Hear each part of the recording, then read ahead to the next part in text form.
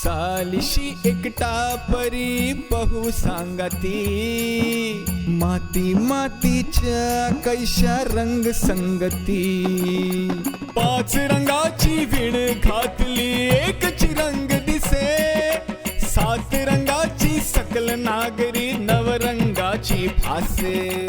माती जीवन माती दर्पण, माती तहान माती पाणी, चेहरा चेहरा बदसी कहाणी. सारे एक परी नाना ढंगाने सांगती, माती मातीच्या कैशा रंग संगती. मातीचे रंग मातीचे रंग, मातीचे रंग मातीचे रंग.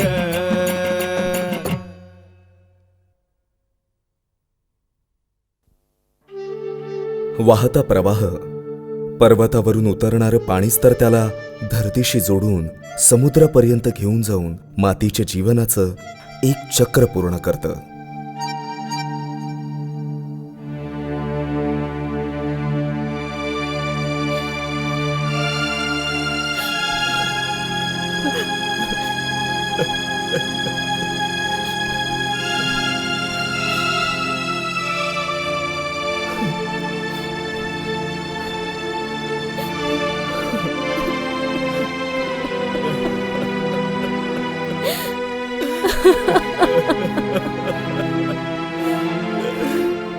मातीच्या रंगांचं सत्य, मातीची वेगवेगळी स्थिती, बदलून जाते मातीचे रूप, विनष्ट होऊन जाते मातीचे स्वरूप, सोडून जातं मातीचं आवरण.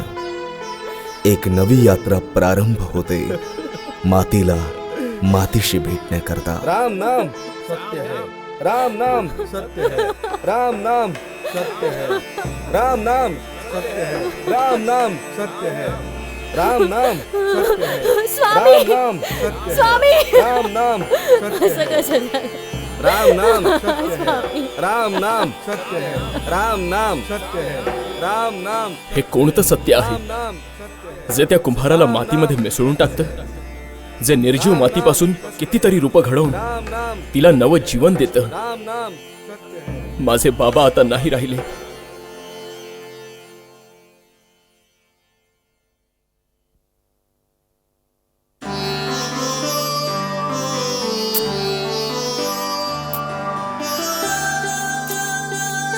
राजा बेटा, माझं गोड बाळ झोप येते.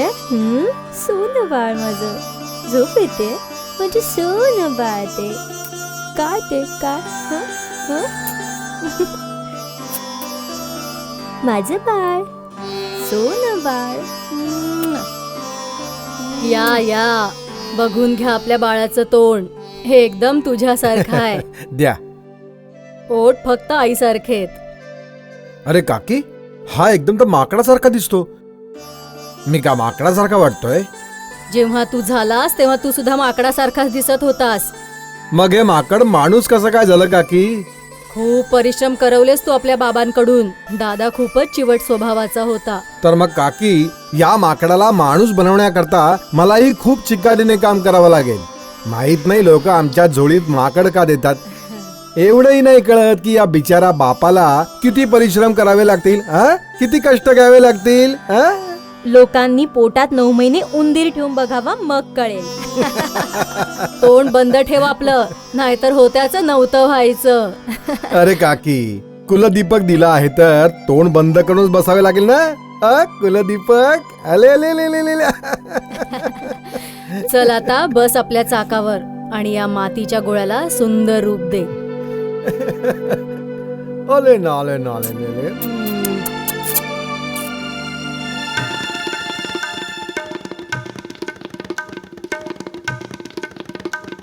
राम नाम सत्य है, राम नाम सत्य है, घेऊन जात आहे त्याच कुंभाराला मातीच्या कुशीत निजवायला, सत्य है. ज्याने आधार देऊन मला मातीवर पहिला लटपटणारा पाय ठेवायला शिकवलं होतं.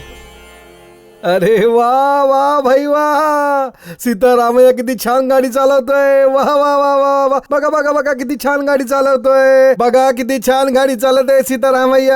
Tick tick. अरे बघा बघा किती छान गाडी चालवतोय. चला चला चला चला चला. हा, त्यांच्या डोळ्यात माझ्या प्रत्येक उचलून ठेवणाऱ्या पावलावर आनंद ओसंडायचा. सत्य आणि आज ते नाही राहिले बाबा.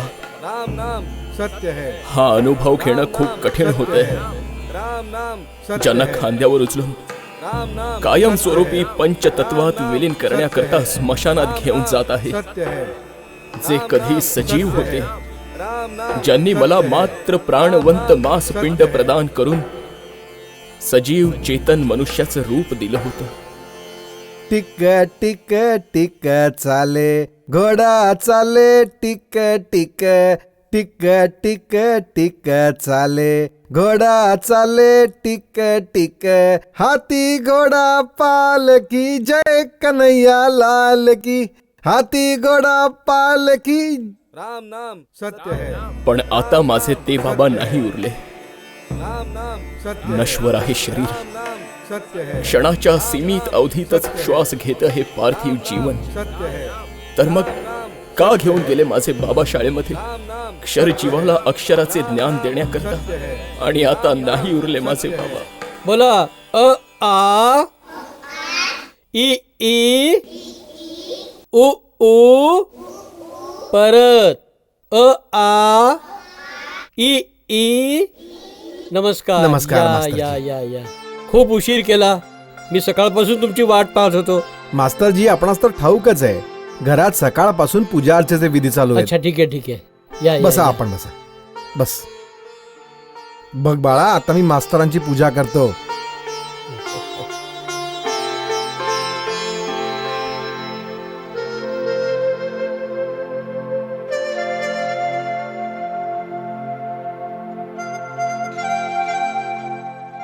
याचा स्वीकार करावा मास्तरजी. प्रणाम. ये बेटा, ये बेटा, ये ये ये ये ये. मास्तरजी, आता हा माझा मुलगा तुमचा झाला. जड जीवापासून चेतन ज्ञानी प्राणी बनवणं आता आपलं काम आहे. आपल्या वडिलांनीच मला शिकवले होते. जेवढं काय होईल ते तर तुम्हाला ठाऊकच आहे. मी माझ्याकडून काहीही कसर ठेवणार नाही. माझे वडील, माझे आजोबा हेच काम करत होते ना, आणि याच कामाची जबाबदारी माझ्यावर टाकली. बस मास्तरजी, काही जिम्मेदारी आपली आणि काही जिम्मेदारी माझी. चल बेटा, आता मास्तरांसोबत अभ्यासाला सुरुवात करायची आहे. मिठाई सर्व मुलांना वाट. मला आता आज्ञा द्या मास्तरजी. माझ्या एका एका वाढत्या अक्षराच्या ज्ञानाला आपली चांगली उपलब्धी समजून ते आनंदाने उचंबळून जायचे. आकाशात लाली पसरली, पहाटेचा सूर्य उगवला, घरटी सोडून पक्षी उडाले निद्रिस्त धरणीला जागे करायला. आता नाही राहिले माझे बाबा. तप्त सूर्याच्या वाहत्या गरम लाव्याप्रमाणे चालताना माझ्या पायांना चटका न लागू म्हणून कधीही न चुकता शाळेच्या द्वारापासून ते मला कडेवर उचलून घ्यायचे. काळ्या छत्रीच्या खाली भासायची निंबोणीची ती छाया. कडेवर घेती बाबा मजला, चटका ना लागो पायाला.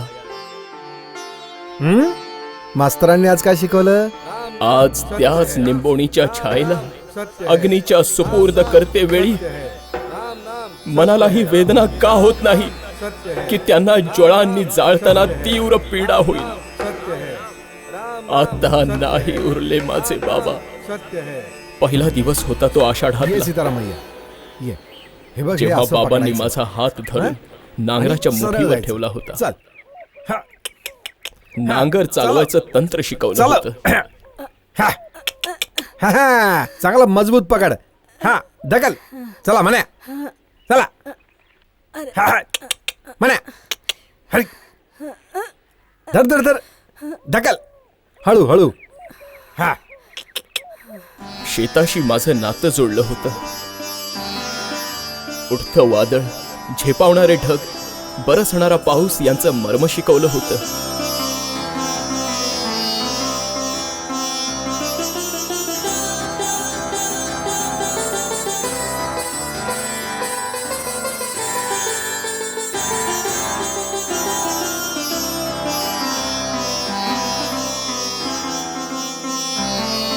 शेत तर नांगरलं गेलं, आता पेरणी कधी करायची?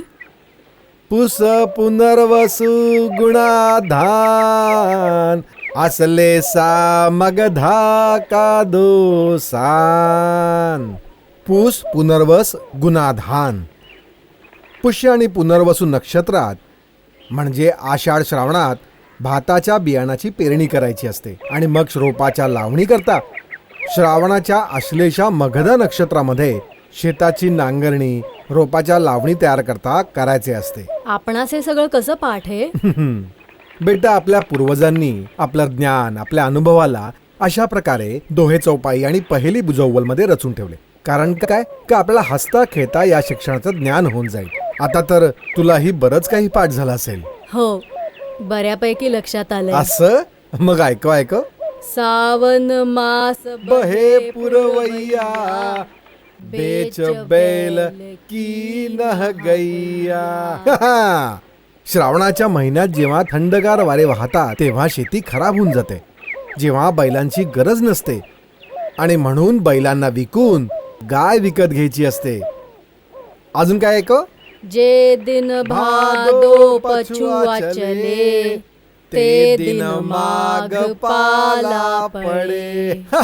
शाबास बेटा, शाबास. सावन मास बहे पुरवैया बेच बैल की नाह गैया.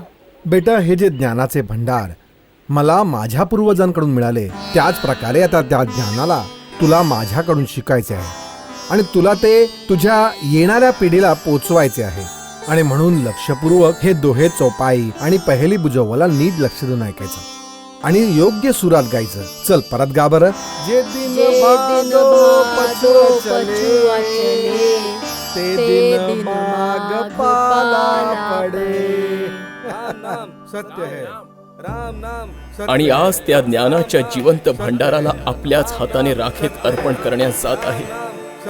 काय बेटा, शिवार तयार केलेस का? हो बाबूजी, उद्यापासून रोप पेरणी सुरू होईल. अच्छा, तुला लहानपणी भाताच्या रोपणी करताना एक दोहा पाठ करायला होता, लक्षात आहे तुझ्या? रोपणीवर? हा. हो बाबूजी, लक्षात आहे. मग ऐकव जरा तो. पूस पुनर्वसु गुणाधान असले सा मगधा का दोसान. शाबास बेटा, शाबास. पूस पुनर्वसु गुणाधान असले सा मगधा का दोसान. सत्य है. तर आता कोण सांगणार हे मार्मिक ज्ञान? आता नाही उरले माझे बाबा. सत्य है.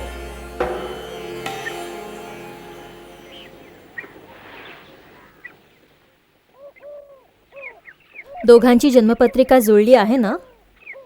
अरे, ही पत्रिका वगैरे सगळं ठीक आहे, पण कोणत्याही कारणाने आधी त्या गावात जाऊन मुलीची माहिती काढून घ्या. शेवटी आयुष्याचा प्रश्न आहे. तुमच्या बाबूजींनी माझ्याबद्दल कोणाकडून माहिती घेतली होती? आता हे सगळं काही माहीत नाही, पण माहिती तर काढली असणारच ना. कारण त्यांच्या हे खूप मनात होतं की मुलगी चांगली गुणी असावी आणि सुंदर पण. पण चुकलात ना? अगं, कशी काय चूक झाली? भ्रमात राहिलात. सुंदर मुलगी नाही मिळाली. आपल्या कौतुकानं अजून मन नाही का भरलं? अरे, चंद्रासारखी सुंदर तर आहेस.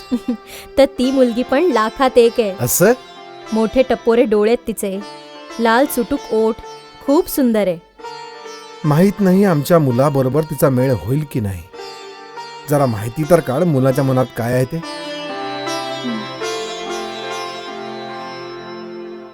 अनेक रूपाने सजवले होते.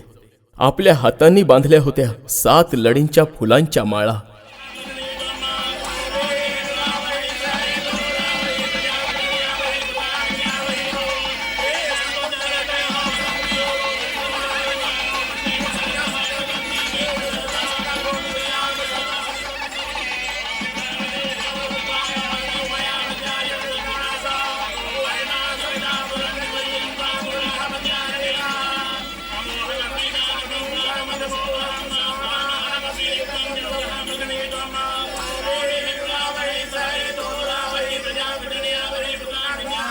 राम नाम सत्य आज है, त्याच हाती फुलांच्या ऐवजी निखारे ठेवायला निघालो आहे. सत्य है, आता नाही राहिले माझे बाबा. राम नाम सत्य है, राम नाम सत्य है.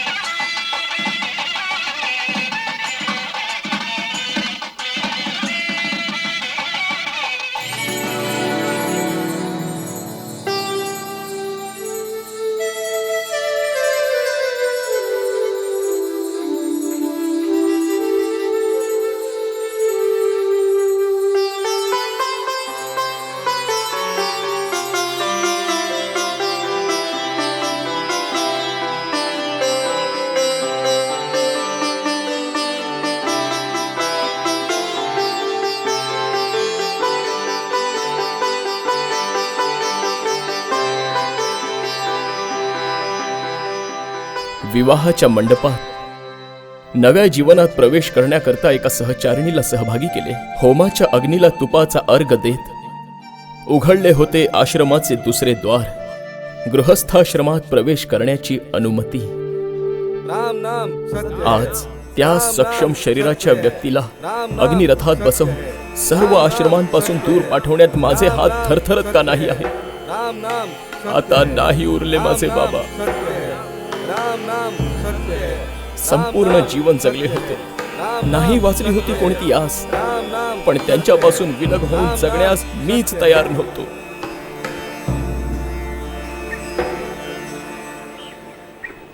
बाबूजी, मी शहरात जातोय बियाणं आणायला. संध्याकाळपर्यंत परत येईन. तुमच्याकरता काही आणायचंय का? काही नको, अंधार पडायच्या आत तू घरी परत ये बस. ठीक आहे बाबूजी. रघुपती राघव.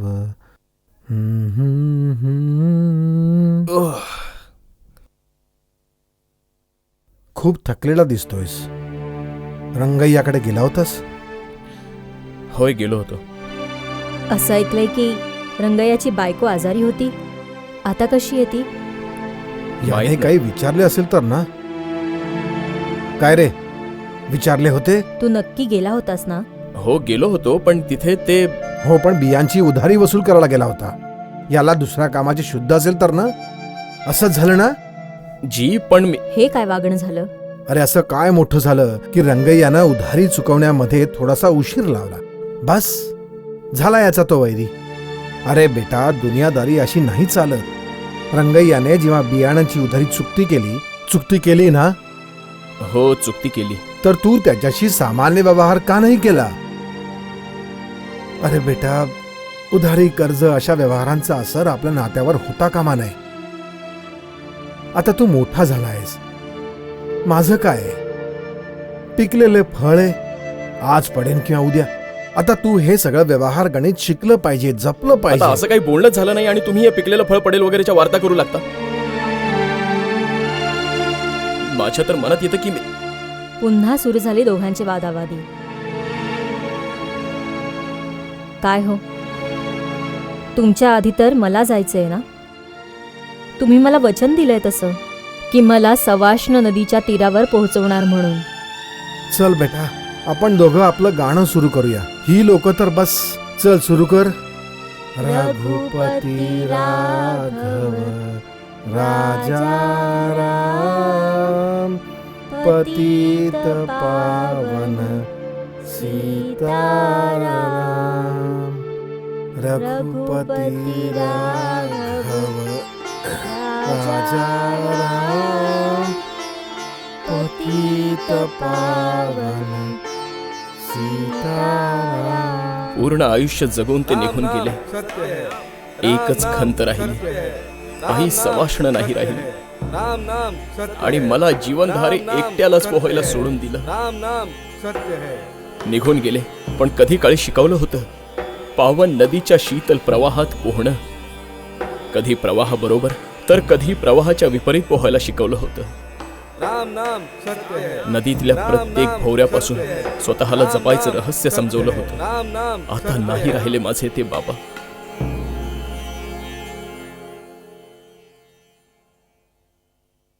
मृत्यूपासून अमरत्वाकडे निघून गेले माझे पिता. माझे पिता आता केवळ माझे पिता नाही उरले, ते तर धूम्रशिखा होऊन पूर्ण अवकाशाच्या विस्तारात सामावले. संबंधाच्या सीमांना तोडून एका असीम संबंधामध्ये सगळ्यांना बांधलं आहे. जगताच्या अंधकाराला भेदत प्रकाशाच्या अनंत साम्राज्यात निघून गेले माझे पिता.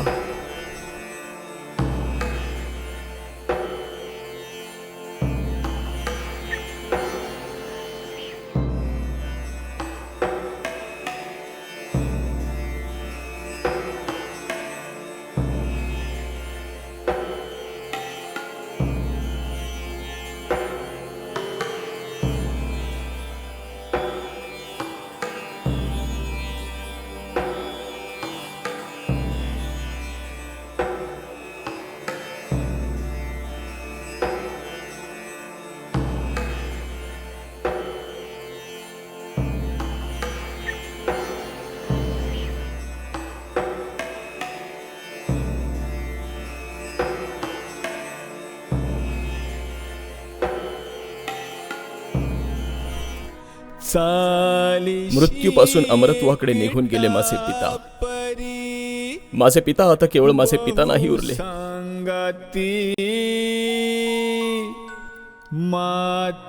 मृत्यूपासून अमरत्वाकडे निघून गेले माझे पिता. माझे पिता आता केवळ माझे पिता नाही उरले.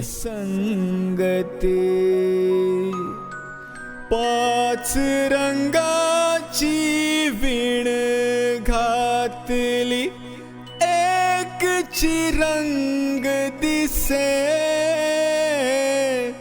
सात रंगाची सकल नागरी, नवरंगाची भासे. माती जीवन हे माती दर्पण, माती तहान माती पाणी. चेहरा चेहरा वदसी कहाणी. सार एक परी नाना ढंगाने सांगती. माती मातीच्या कैशा रंग संगती. मातीचे रंग मातीचे रंग मातीचे रंग मातीचे रंग.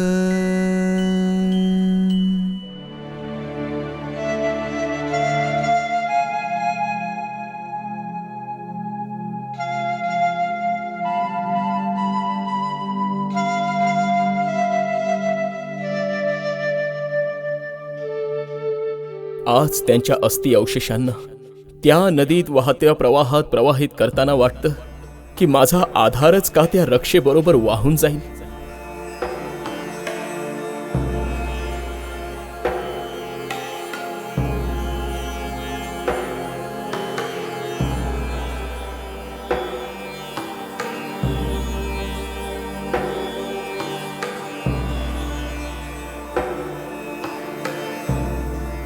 मृत्यूपासून अमरत्वाकडे निघून गेले माझे पिता.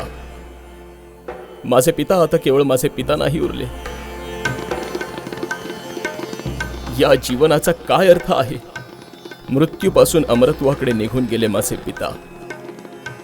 माझे पिता आता केवळ माझे पिता नाही उरले. बस, आता हे सहन होत नाही. बाबूजी,